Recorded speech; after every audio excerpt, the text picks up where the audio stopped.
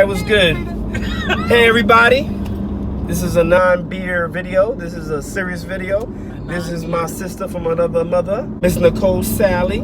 Hey world. This is me if I was a black beautiful woman. This is me and tall. This is what I would look like right here. Absolutely. And this is me if I was Hispanic and male and short. Yes. So we just had an experience about a couple of hours ago, and we're talking about it, and I thought it was a common experience, but sharing this moment with Nicole has shed some light to me. And you know, I'm a father, I got kids, and almost all of them have gone through similar versions of this, profiling, if you will. So yeah. So the experience was we were racially profiled driving while Hispanic, because I wasn't driving. I'm currently driving now, but previously Raphael was driving. What about me says I'm undocumented, says I'm not from this country, or say that you're Hispanic, or just says that I don't speak English, which was the question that was brought up. Yes. While we got pulled over. Yeah. Driving down south, and this has happened to me multiple times. But this is the thing. It's happened to him multiple times. This is my first time experiencing anything in this manner.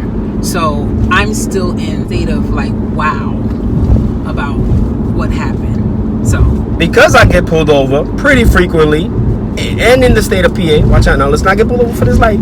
Because I do get pulled over, I don't speed. I keep my cars with tinted windows, and I know when to load and whatnot. So we're driving up 85. We're driving up 85 north, and I see the state troopers.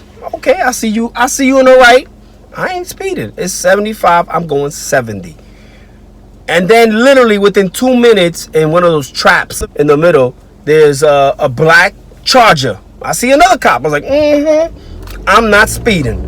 I'm just driving. So like, I'm in the middle lane, and it's been probably like 2 minutes or a minute, and I stay looking. I was like, I wonder if he's gonna come out. Sure enough, the officer or sheriff, which I found out later, pulled out, and he zooms up, pulls up on the fast lane pretty fast. And I'm telling Nick, like, oh man, I was like, I know I wasn't speeding. I know he not coming for us. I hope he not coming for us. Like, am I getting pulled over for my hat? What is it? This sheriff is straight up running plates, which is normal. Go ahead, run the plates. Miss Sally got a clean record, clean car, nice car. Nothing's tinted in this car. We not blasting music or nothing. We not doing no rah-rah. There's no smoke in the car. And he is hovering on the fast lane, hovering behind us, pulls up next to us to look in the car. To see what we're doing. And I'm literally I'm driving, and I'm like this. I am nervous inside, going like this. I'm all nervous because I'm like, what does he want? Because we all watch the news. Shit, you a police officer with a gun. I'm fucking nervous. You don't need no reason. My job now is to make you feel safe. But I'm terrified inside. Terrified, because I got a family to go home to.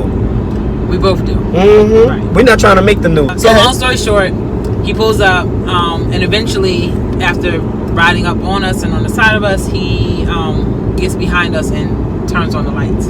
So Raphael was like, oh, there he goes. It's all right, well, let's pull over. So we pull over, and he gets out the car, and he comes on the passenger side. Remember, I'm not driving, Raphael's driving.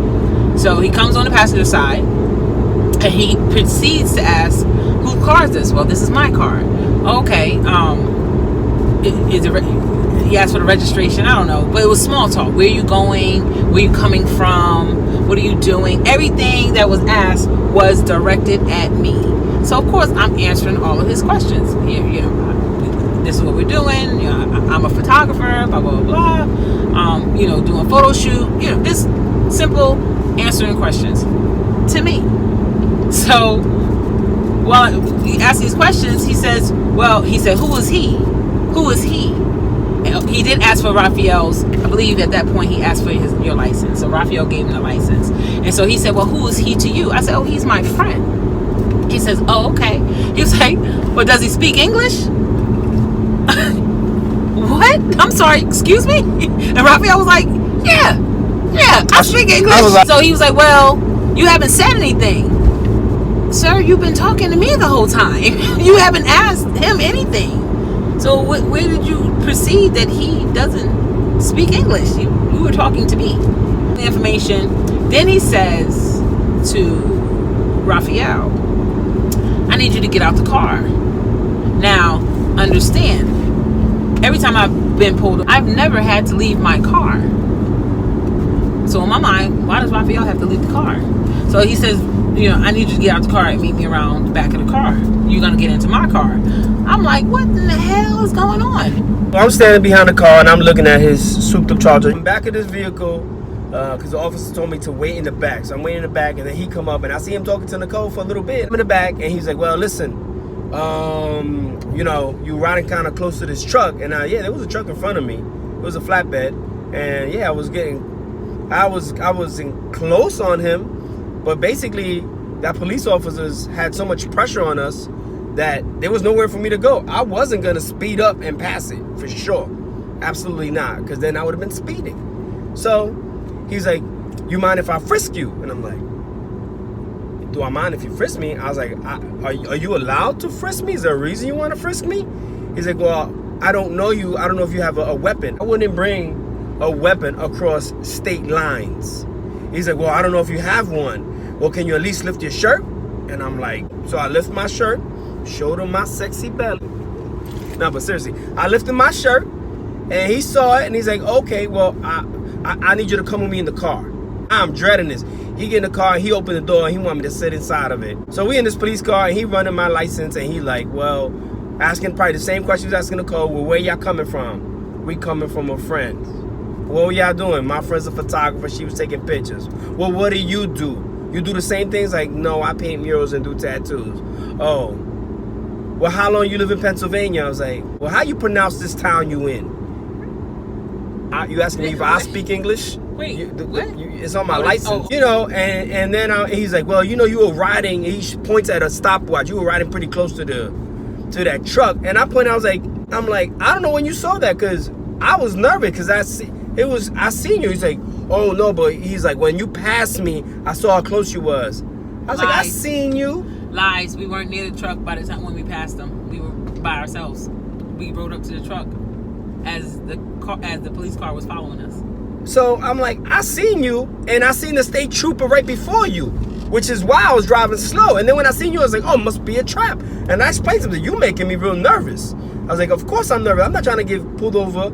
I don't want to give reason any police officer to have any interaction. So he's trying to justify why he pulled me over. And I'm trying to explain to him, I was like, no, you rolled up on us. You put pressure on me. You came and drove by. I think you see me do this. I was telling my friend how nervous you was making me. And then you pulled your lights up. And now I'm in your car. Whoever got pulled over for driving close to a truck? What? Because he was waiting for us to speed. He was waiting us for a speed. He was waiting us to go into another lane illegally. He wanted to find something to stop us, and he had no reason. So his excuse was we were riding too close to a truck, which is a box on this violation shit that I got is too close to a truck. So like, no, you applied pressure. Okay, I just sat there and like, I can't believe this is happening, but I'm kind of used to it.